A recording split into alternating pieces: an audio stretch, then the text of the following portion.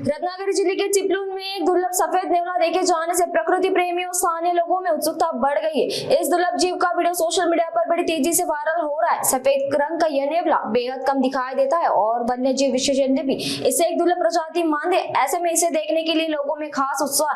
हालांकि वन विभाग ने नागरिकों से अपील की है कि वे इसकी लोकेशन सार्वजनिक ना करें ताकि इस दुर्लभ नेवले की कोई नुकसान न पहुंचे। विभाग का कहना है कि इसकी सही जानकारी सार्वजनिक होने से इसे नुकसान पहुंचने का खतरा बढ़ सकता है। इंडियन ग्रे मुंगूस ही एक शेड्यूल 1 ची स्पीशीज आहे as per wild life protection act 1972। त्यामुळे शेड्यूल 1 मध्ये असल्यामुळे त्याला लीगल प्रोटेक्शन आहे।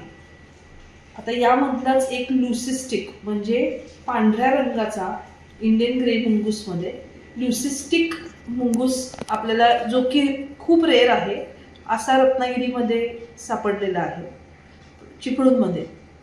तर एक्झॅक्ट लोकेशन वन्यजीव प्रेमींना मुद्दाम वनविभाग आणि इतर कोणीही आम्ही डिस्क्लोज करत नाही आहोत, कारण का ही एकदम रेअर कंडिशन आहे आणि त्याला त्याच्या हॅबिटॅटमध्ये फ्लरिश होण्यासाठी आणि त्याच्या हॅबिटॅटमध्ये निसर्गात त्याच्या मुक्तपणे संचार करण्यासाठी ते महत्त्वाचं आहे।